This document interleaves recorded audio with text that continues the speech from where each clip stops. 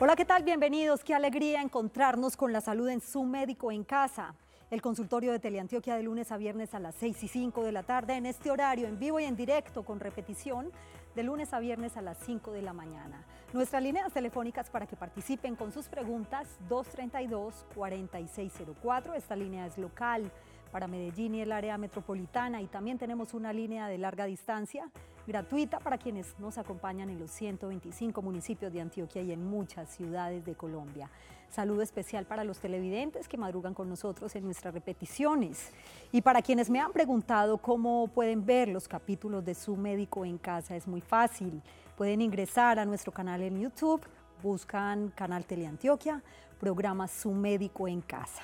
También tenemos un correo electrónico para recibir sus mensajes con los temas que quieran ver aquí en el programa. Personalmente los respondo y también programo esos temas para que ustedes puedan resolver todas sus inquietudes. Nuestro correo, sumedicoencasa@teleantioquia.com.co.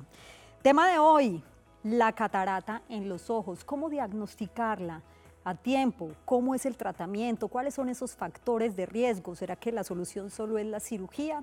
De todo esto hablaremos hoy, así que los invito para que veamos lo siguiente y nos pongamos en contexto. La catarata es la opacidad parcial o total del cristalino. La opacidad provoca que la luz se disperse dentro del ojo y no se pueda enfocar en la retina, creando imágenes difusas. Es la causa más común de ceguera tratable con cirugía. Si tiene catarata, el cristalino se nubla. Es similar a mirar a través de un parabrisas empañado o empolvado. Con catarata las cosas pueden lucir borrosas, nubladas o menos coloridas. La mayoría de cataratas relacionadas con la progresión de la edad se desarrollan gradualmente. Como resultado, es posible que no se perciban de inmediato los cambios en la visión o las señales de cataratas en su estado temprano de desarrollo. Así es, y aquí estamos para hablar de promoción de la salud y prevención de la enfermedad. Este tema es muy importante para que le prestemos especial atención. Otro dato adicional: la catarata es la causa más común de pérdida de visión en personas mayores de 40 años y es la causa principal de ceguera en el mundo, si la catarata de pronto lleva un glaucoma. Es posible que una gran cantidad de adultos mayores requieran el tratamiento de catarata, ya que hasta un 60% padece de esta. El tratamiento, para adelantarnos un poquito, generalmente incluye la cirugía o, en algunos casos, el uso de lentes de contacto o anteojos. ¿Se puede prevenir? ¿Cuál es su tratamiento? ¿Se puede curar? Esta y otras preguntas las resolveremos hoy en Su Médico en Casa. Por eso los invito para que se pongan cómodos y se queden con nosotros durante los próximos minutos. Bienvenidos.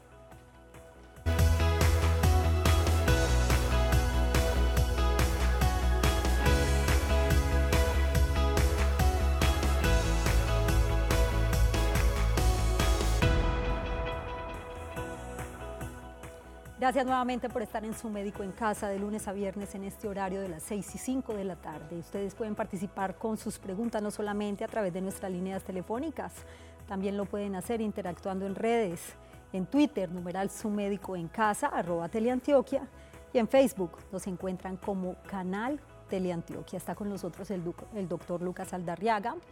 Él es oftalmólogo. Gracias por estar acá, doctor Saldarriaga, bienvenido. También muchas gracias por la invitación.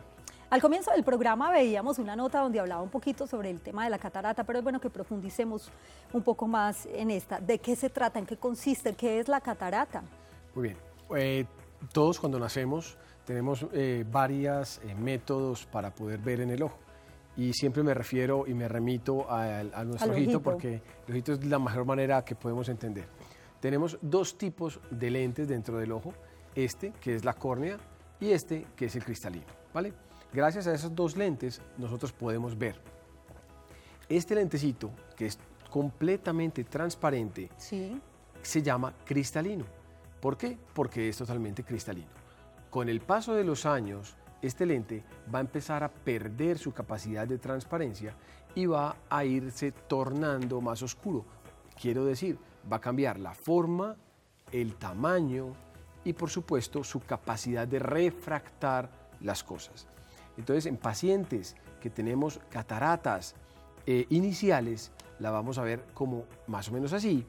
Cuando van avanzando las vemos un poco más opacas y en estadios avanzados la podemos ver incluso en un poco más oscuro. Entonces, el grado de la catarata va a depender mucho en parte de la edad del paciente. Aunque no todas las cataratas son por la edad, sí que la mayoría sí son por la edad. De hecho, tú lo decías al principio, la catarata es la principal causa de ceguera en el mundo, pero es la principal causa de ceguera reversible. Podemos revertir esa ceguera normalmente con cirugías, a diferencia del glaucoma, que es la principal causa de ceguera irreversible. O sea, aquel que tiene glaucoma y no se trata va a terminar con una ceguera posiblemente.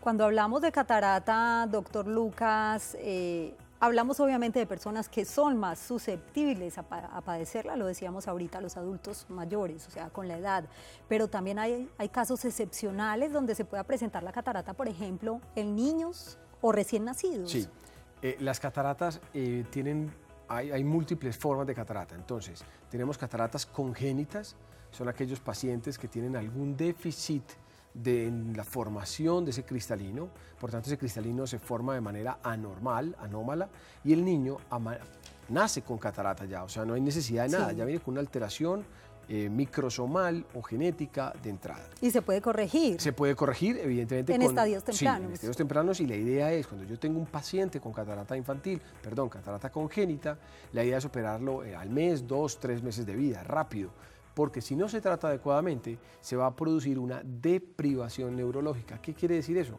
Es que el nervio óptico nunca va a recibir luz. Al no recibir luz no se va a estimular, y al no estimularse no va a funcionar. Entonces eso va a generar en estadios tardíos, en la edad adulta, ambliopía. Quiere decir que ese ojito no va a ser funcional. Por tanto, esas cataratas congénitas o infantiles deben tratarse inmediatamente, sean diagnosticadas. Hay que corregirlas inmediatamente. Existen otros tipos de catarata, que son las cataratas por medicamentos, que muchos pacientes utilizan medicamentos como sobre todo la prednisolona, que es un antiinflamatorio muy potente. Esa prednisolona induce catarata. Está también la catarata traumática por algún golpe que cambia el aspecto del cristalino, la forma, el tamaño y el color. ¿Un accidente? Un accidente directo en el ojo, puede ser un golpe. Incluso tengo pacientes con paintball, jugando con pistolitas. Sí, claro, y es muy común. Es muy común, le das al ojo y eso genera una catarata traumática.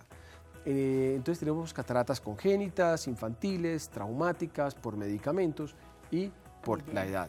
Y a esta hora saludamos a Pablo, que se encuentra en el municipio de Bello. Bienvenido, lo escuchamos, Pablo. Gracias por estar en Su Médico en Casa. ¿Y cuál es su inquietud?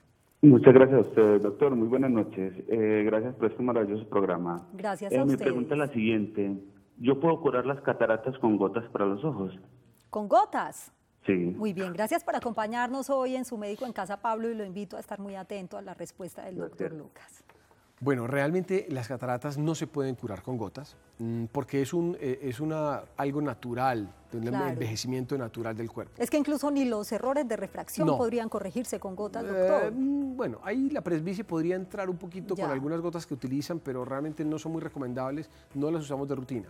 Y la catarata es lo mismo, la catarata no hay un uso de gotas periódico que me garantice a mí que una catarata no va a evolucionar. La catarata evoluciona por la edad.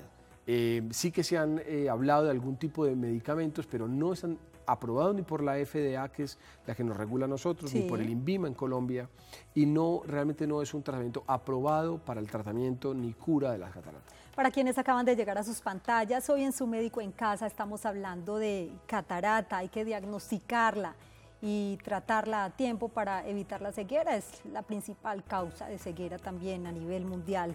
Doctor, hablamos de algunas causas. ¿Qué otras causas existen o factores de riesgo para la catarata? Realmente los factores de riesgo que tenemos, sobre todo en Colombia, el sol es otro factor de riesgo. Los pacientes que están expuestos a grandes cantidades de sol van a tener cataratas prematuramente.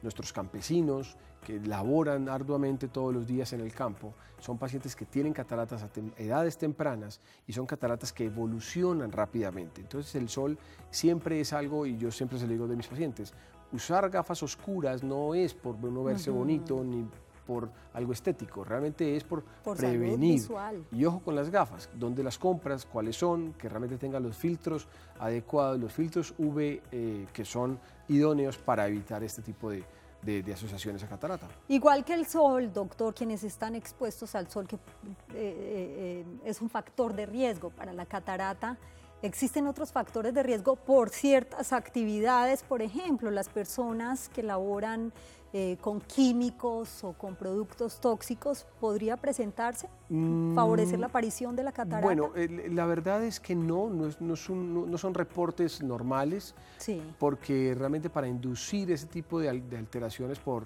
estos medicamentos o por estar expuestos a ciertas sustancias, tiene que haber un contacto directo con el ojo. Entonces es bastante extraño.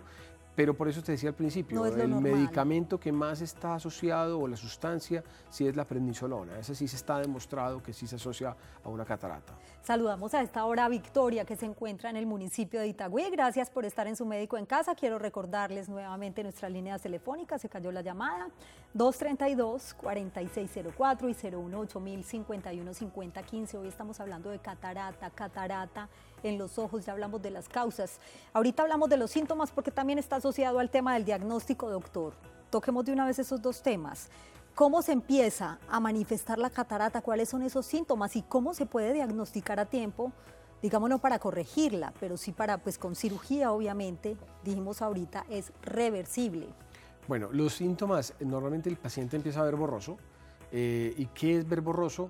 Los principales pueden ser que los colores van a ser un poco más tenues. Ya no vas a ver un color gris o un color rojo intenso, no vas a ver el color amarillo intenso, no vas a ver color morado intenso. Van a reducirse la intensidad, eso es lo primero. ¿Y el campo visual también o no tiene nada que ver? El campo visual es más del glaucoma. La catarata te reduce en general toda tu visión central y periférica.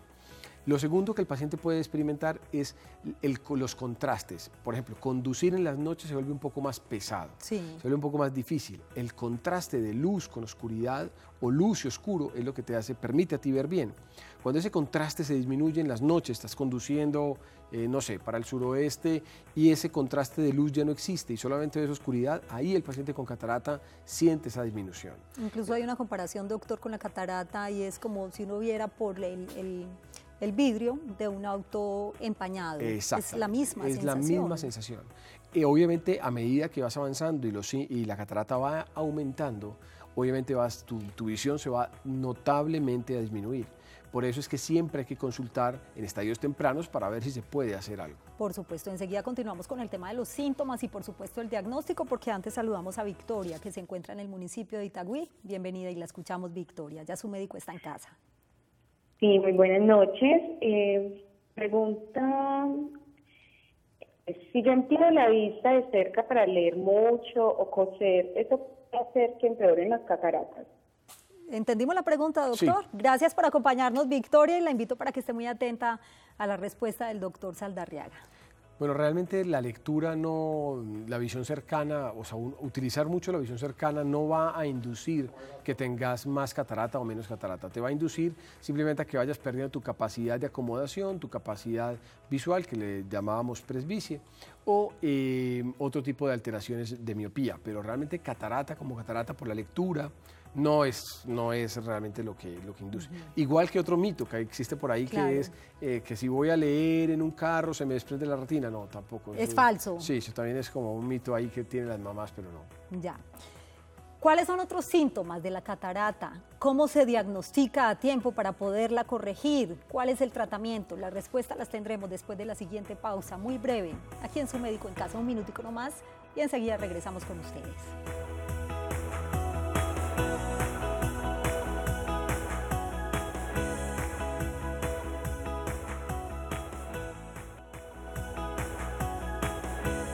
Regresamos a Su Médico en Casa, gracias por continuar con nosotros y el tema del día, estamos hablando de la catarata, cuáles son los síntomas, cómo diagnosticarla a tiempo, las causas y por supuesto el tratamiento.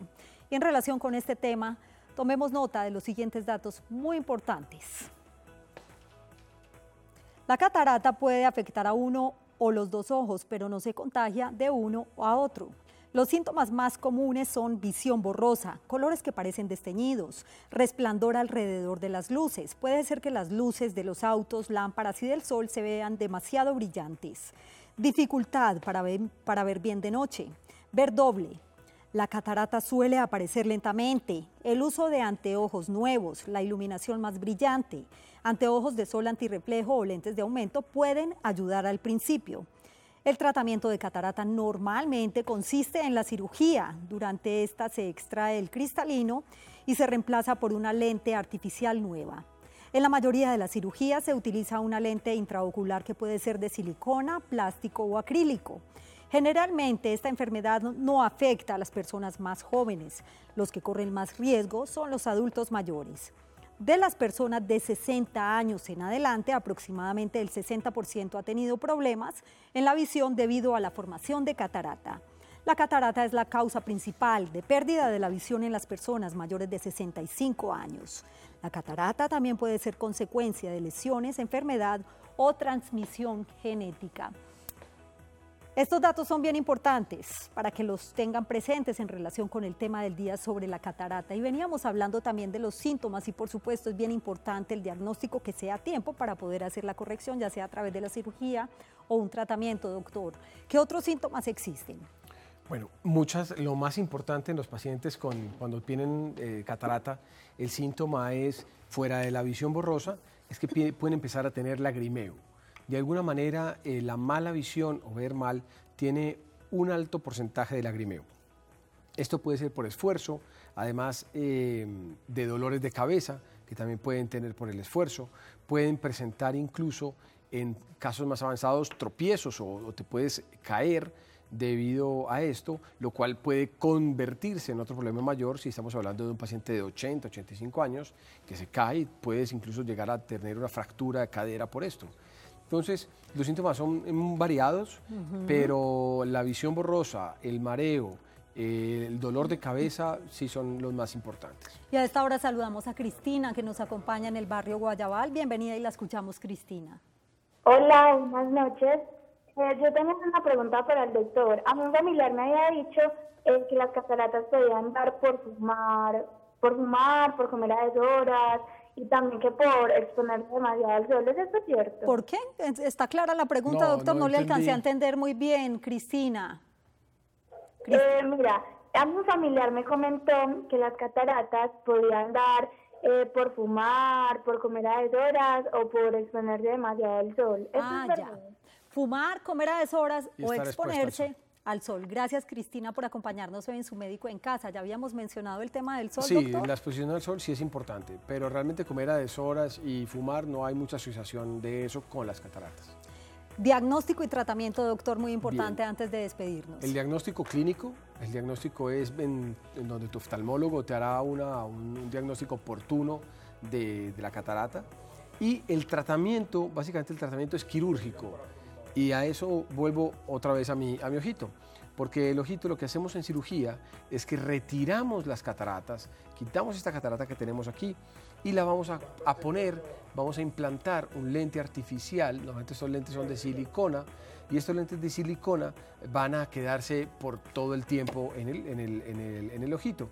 Hay múltiples tipos de lentes que podemos utilizar. Hay lentes que son monofocales, o sea que son de una sola visión, para lejano. Hay otros lentes que son lentes bifocales, que son para lejos y para cerca, y hay otro tipo de lentes que son lentes trifocales, que son lentes para lejos, intermedio y cerca. Estos tipos de cirugías normalmente se hacen en quirófano. Es una cirugía que puede tardar entre 15 a 20 minutos, es una cirugía bastante corta.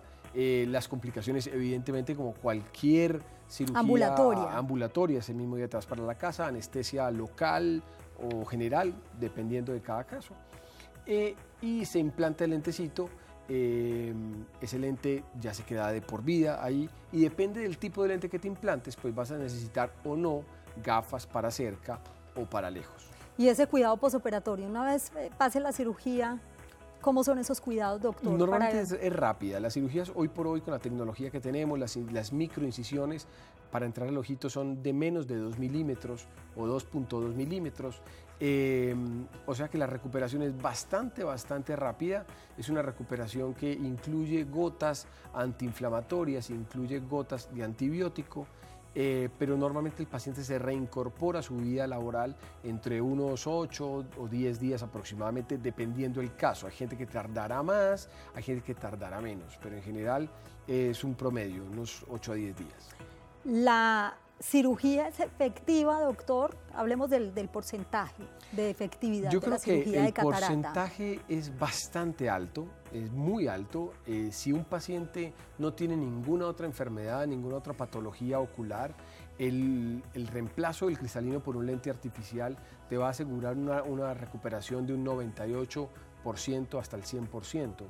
Si no tienes ninguna otra enfermedad ocular. Ojo, eso es muy importante. ¿Cómo qué tipo de enfermedad? Enfermedades en la córnea, enfermedades en la retina, enfermedades en la mácula, glaucoma, degeneraciones maculares, enfermedades del nervio óptico, alteraciones de la superficie ocular, pterigios. O sea, hay una gran cantidad de patologías que pueden influir directamente en los resultados de la catarata, porque uno puede escuchar a un paciente, no, o sea, puede es tener que a mi complicaciones. tía, claro, o a mi tía la operaron y quedó muy bien y yo ¿por qué quedé mal? Bueno, Sí. será porque tú tienes otras enfermedades asociadas que no hacen que ese lente se comporte de la misma manera dentro del ojo.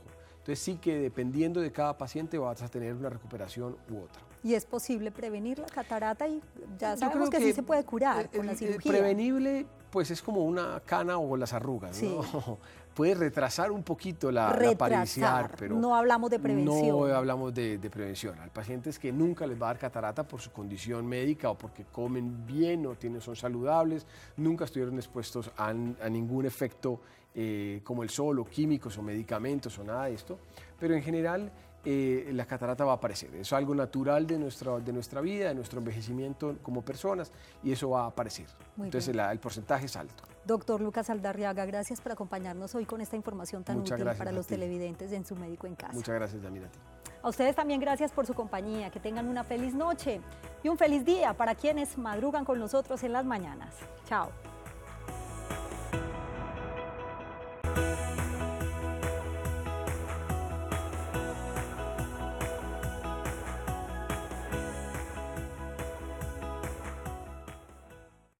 Hola, ¿qué tal? Qué alegría encontrarnos nuevamente con la salud para estar bien informados durante toda la semana en todos esos temas que nos interesan, para que hablemos de promoción de la salud y prevención de la enfermedad y, por supuesto, de esos hábitos saludables que nos ayudan a mantenernos sanos mental y físicamente. Todos los días tenemos este espacio para que conversemos de diferentes patologías que son muy comunes en la población, que están presentes y que por supuesto son de gran incidencia o de gran consulta. Enfermedades que están muy presentes en nuestro diario vivir, como otras que no tanto, pero que por supuesto con espacios como este podemos prevenir. Y la de hoy es bien importante. Vamos a hablar del infarto de miocardio. Cuando hablamos de enfermedades cardiovasculares, podríamos hablar, o guarda mucha relación el tema del infarto de miocardio. Se habla, por ejemplo, de preinfarto. Si existe realmente un preinfarto, de eso hablaremos hoy. Hay muchas inquietudes, así que yo los invito para que participen activamente a través de nuestras líneas telefónicas. Estamos en directo en el 232-4604 y 018-051-5015. Esta última línea es de larga distancia para quienes nos acompañan en los 125 municipios de Antioquia y en muchas ciudades de Colombia. Infarto de miocardio, ¿se puede prevenir? Veamos la siguiente nota para que nos pongamos en contexto. El infarto de miocardio es una de las causas de mortalidad más frecuentes en los países desarrollados. Sin embargo, puede prevenirse mediante un estilo de vida saludable.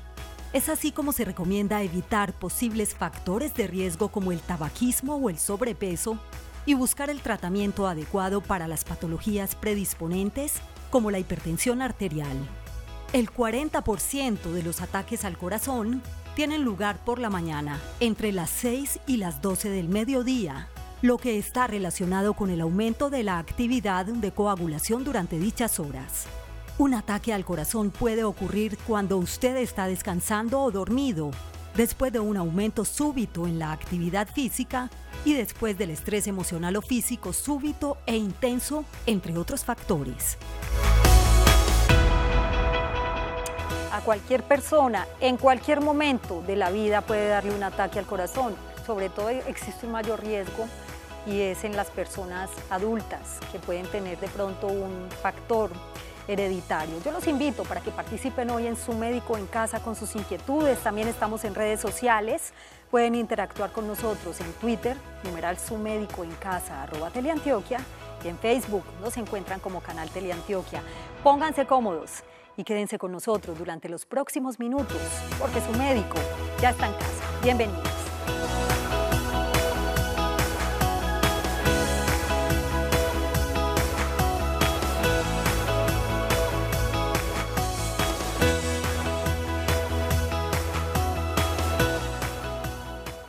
Gracias por estar en Su Médico en Casa. Comenzamos con el tema del día. Vamos a hablar de infarto de miocardio. ¿Se puede prevenir? Podemos hablar de preinfarto, por ejemplo. Está con nosotros el doctor Fernando Manuel Portich Hoyos. Él es cardiólogo clínico, además es docente universitario y director de la Unidad Cardiopulmonar y Vascular del Hospital San Vicente Fundación. Gracias por estar acá, doctor. Bienvenido. Muchas gracias, Yasmín, por tu amable invitación. Vamos a hacer un poquito de pedagogía entre los televidentes porque hablamos de enfermedades cardiovasculares y las enfermedades cardiovasculares, doctor, según entiendo, son un conjunto de enfermedades. El infarto de miocardio se considera como un factor desencadenante de estas enfermedades. Así es, cuando hablamos del infarto, las enfermedades, como el nombre lo dice, son del corazón y de todas las arterias y las venas, se llaman cardiovasculares. Estas enfermedades tienen en común que ocurren por la acumulación de la grasa, se va acumulando en las arterias, en la parte interna, y las va estrechando. Y si no las estrecha, las predispone a que una de esas placas de grasa se levante, y al levantarse inmediatamente se dispara la coagulación en ese sitio, se genera un coágulo de sangre y tapa el flujo de la sangre, y eso se puede manifestar, si ocurre en el corazón, como un infarto del corazón, y si ocurre en el cerebro, como un derrame cerebral que llama la gente, o un evento cerebrovascular. Así es, y el infarto de miocardio es la primera causa de mortalidad en el mundo. Doctor, pero entonces uno se pregunta, porque es muy común escuchar a muchas personas decir, es que le dio un preinfarto. Oyéndonos un poquito a otro escenario, porque a un deportista, por ejemplo, como un futbolista, le da un infarto en medio del juego. El caso de los futbolistas es distinta, o sea, no es porque se les forme un coágulo allá, sino que la mayoría de las veces ocurre por alteraciones del ritmo cardíaco. Son unas enfermedades distintas, son problemas eléctricos en el corazón o problemas del músculo cardíaco que estas personas pueden estar sufriendo y no saber que tenían este problema, pero digamos que es un fenómeno distinto a cuando el corazón se detiene por causa de un coágulo que tapa una de sus arterias. Y podemos hablar de preinfarto. ¿Y qué es el infarto como tal? Sí, el infarto, empecemos primero por el infarto. El infarto como tal es cuando el corazón tiene 3 arterias que lo nutren, que están encima de él como una corona, y por eso se llaman coronarias. Esas arterias, cuando ese coágulo que te explicaba ahorita tapa una de esas arterias, inmediatamente el músculo empieza a morir. Ese es el infarto como tal. El término preinfarto no es un término clínico, es más bien una palabra que utilizamos para hacernos entender un poco de aquellas personas que se da ese mismo dolor en el pecho, ese mismo fenómeno, pero no hay una oclusión total de la arteria, sino parcial nada más. Entonces ahí se utiliza ese término como para hacerse uno entender de los pacientes, pero tiene el mismo significado y la misma importancia como factor de riesgo. Lo que sí es importante, sin duda alguna, doctor Portich, es un estilo saludable que ayuda a fortalecer, por supuesto, este órgano vital para el ser humano como lo es el corazón. Cuando hablamos de las causas, hablamos de esos factores de riesgo que tienen mucho que ver con un estilo de vida saludable. Si bien hay un componente genético muy importante, un factor hereditario, existen otro tipo de causas o factores de riesgo, doctor. Claro que sí, cuando nosotros mantenemos muy quietos durante el día, sentados, lo que llamamos sedentarios, que caminamos poco, no tenemos una actividad física regular sencilla como caminar, cuando fumamos, cuando hay un aumento de peso, también se aumentan estos riesgos, sufrir de enfermedades como la diabetes o el azúcar en la sangre o de la presión alta, todo colesterol. esto, el colesterol alto, también eso predispone a estos factores, o el consumo frecuente de alcohol. ¿De grasas también? El consumo de grasas, consumir vegetales en poca cantidad también. Todo esto se suma y genera, digamos que un contexto favorable a la aparición de estos fenómenos. Así es, definitivamente un estilo de vida saludable ayuda mucho en la prevención de algunas enfermedades, especialmente de las enfermedades cardiovasculares. A esta hora saludamos a Liliana, que se encuentra en un municipio muy bello, Santa Rosa de Cabal. Bienvenida, qué gusto escucharla. Gracias, muy buena tarde. Adelante con su inquietud, Liliana. Gracias. Quiero preguntarle al doctor acerca del infarto fulminante. Sí. Lo que pasa es que tenemos la herencia de abuela materna que murió a los 28 años. ¿28? Abuelo paterno que murió a los 59. Mi papá murió a los 58 de infarto fulminante y quiero saber si eso es hereditario, qué cuidados debemos tener, porque últimamente que hago ejercicio siento como templada la quijada, como que entumida, entonces quiero saber. ¿Cuántos años tiene Liliana? 47. Está muy joven, gracias por acompañarnos y toca un tema bien importante que es ese factor hereditario, doctor, y ahí tiene mucho que ver la edad temprana en la que puede ocurrir el infarto. Claro que sí, nosotros sabemos que tenemos una predisposición genética importante a sufrir de un infarto, o sea, que tenemos herencia para sufrirlo. Cuando el papá le da este infarto antes de los 55 años, o cuando es la mamá la que le da el infarto antes de los 60 años.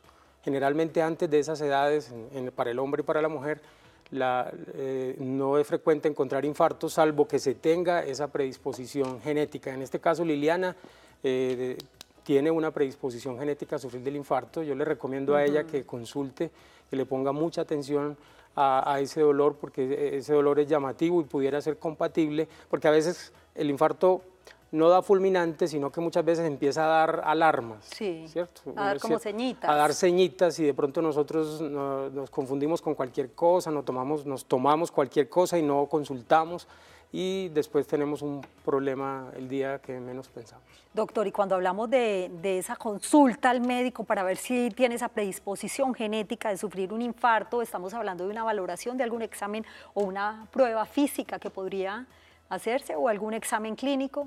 El médico tiene varias herramientas. Él debe hacer un buen interrogatorio, un examen físico de su paciente, y con eso determina qué exámenes básicos se puede hacer. Y con unos exámenes básicos y haciendo un buen interrogatorio, un buen examen físico, el médico puede establecer el riesgo que esa persona tiene de sufrir de un infarto. Y una vez calculado ese riesgo, él puede definir si requiere una prueba de esfuerzo o de ejercicio, o si requiere otras mucho más profundas para saber cómo están esas coronarias, esas arterias del corazón del paciente. Y por supuesto que he escuchado hablar de la prueba de esfuerzo. Para quienes acaban de llegar a sus pantallas, hoy en Su Médico en Casa estamos hablando del infarto de miocardio, la primera causa de mortalidad en el mundo. Si bien hay un factor hereditario muy importante, también existen otros factores externos que forman parte de nuestro estilo de vida que pueden ocasionar en algún momento si se tiene la predisposición de un infarto, así que nadie está exento. Los invito para que participen activamente en nuestras líneas telefónicas 232-4604 y 018-051-5015. Para nosotros es muy importante conocer su opinión y, por supuesto, las inquietudes que tienen en relación con los diferentes temas que a diario hablamos aquí en el programa. Doctor, los síntomas, muy importante describir cuáles son los síntomas de un infarto de miocardio, porque muchas veces, y he escuchado decir también que podría confundirse con otro síntoma o otra condición que se llama condritis. Así es. El infarto tiene unos síntomas típicos. La persona puede sentir un dolor aquí, en el centro del pecho o al lado izquierdo, un dolor opresivo, que es como un peso que no le deja respirar bien. Ese dolor puede ser localizado ahí y quedarse allí, o irradiarse hacia el cuello y la mandíbula, o irradiarse hacia el brazo izquierdo, o irradiarse hacia ambos hombros, o irradiarse hacia la espalda, normalmente, y se acompaña de sensación de frío, sudoración, mareo. ¿Desmayo o mareo también? puede dar sentir como mareo, puede sentir náuseas, vómito. Esos son los síntomas típicos cuando ocurre el infarto. Y hay que acudir inmediatamente a urgencias, por decirlo de alguna manera. El infarto es de esas enfermedades que es tiempo dependiente, es decir, cuando usted siente eso que yo acabo de describir, debe ir lo más pronto posible a un hospital, al servicio de urgencias. Casi que no da tiempo. Así es, porque si una arteria del corazón se está obstruyendo en ese momento, cuando usted llega al hospital, nosotros tenemos entre 90, máximo 120 minutos para inmediatamente hacer un cateterismo, que es el examen especial con el que se llega hasta allá con un catéter especial y se destapa la arteria y se hacen otros tratamientos allí. Ya saben, entonces, estos son esos signos de alarma, los que acaba de mencionar el doctor Fortich, para identificar si se está padeciendo o de pronto la persona puede sufrir un infarto de miocardio o ataque al corazón, como también se le conoce. Está con nosotros la señora Oliva, en la ciudad de Cali. Bienvenida y qué gusto escucharla en su Médico en Casa. Muy buenas tardes, muchas gracias. Es que es muy difícil comunicarse con usted, ¿no? A ver, mi pregunta es la siguiente, es que yo tengo un hijo que la verdad es que de pronto es un poquito gordito, ¿no? Sí. Entonces me preocupa porque como él es paciente psiquiátrico, no se hizo unos medicamentos lo que lo han hecho como estar un poquito obesito, ¿cierto? Y yo le digo a él que le diga a la doctora que le mande exámenes porque él toma medicamentos pero nunca le mandan exámenes de nada. Claro. Yo le dije a él, ahora que tenga consulta, hable con la psiquiatra para que le mande algo porque... Mire, él, por ejemplo, él no come comida así como, aquí no come un frito ni nada, simplemente asaditos y todas las cosas así. Se cuida. ¿Y cuántos años tiene? Pero no le gustan las ensaladas. Entonces me preocupa, yo hay que ver con él allí. ¿Cuántos años tiene? No, él tiene 38. 38 años y es paciente psiquiátrico, le entendimos, ¿cierto? Sí, es paciente psiquiátrico. Entonces él de pronto dice que de pronto ha engordado son los medicamentos. Ya. De pronto, ¿no? Ya. Pero porque la comida de él es muy sana. Aquí se toma, por ejemplo, el desayuno son ¿Cuánto cereales. pesa? Y las comidas son asados. Doña Oliva, ¿cuánto pesa su hijo? Yo creo que este momento está pesando por ahí unos 90 kilos. Bueno, creo gracias. Que él mide 1,84. Perfecto, gracias por acompañarnos hoy en su Médico en Casa, doctor. ¿Qué podríamos recomendarle a doña Oliva en este caso? Bien, lo primero para decirle a doña Oliva es que algunos de estos medicamentos que se utilizan los pacientes que tienen algún problema psiquiátrico, algunos de esos medicamentos pueden aumentar la sensación de hambre y hacer que la persona coma más. Yo le recomendaría que hablara con el psiquiatra a ver si es posible ajustar esos medicamentos o que aumente la actividad física. Es recomendable para prevenir de pronto, sí, aumentar la actividad física, todo depende, y además nos decía que se alimenta saludablemente. En su Médico en Casa es momento de hacer una muy breve pausa, un minutico no más, pero espero más llamadas después de la pausa. Estamos hablando del infarto de miocardio. ¿Se puede prevenir con un estilo de vida saludable? Volvemos.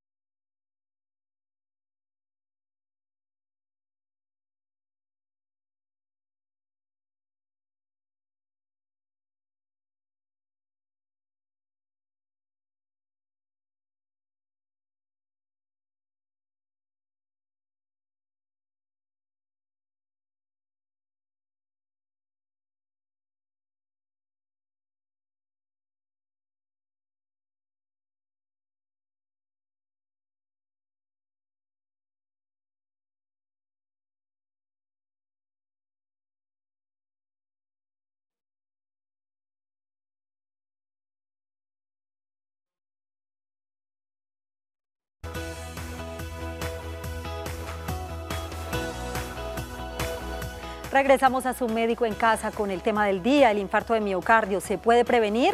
Gracias por continuar con nosotros. Estos datos son muy importantes para que tomemos nota.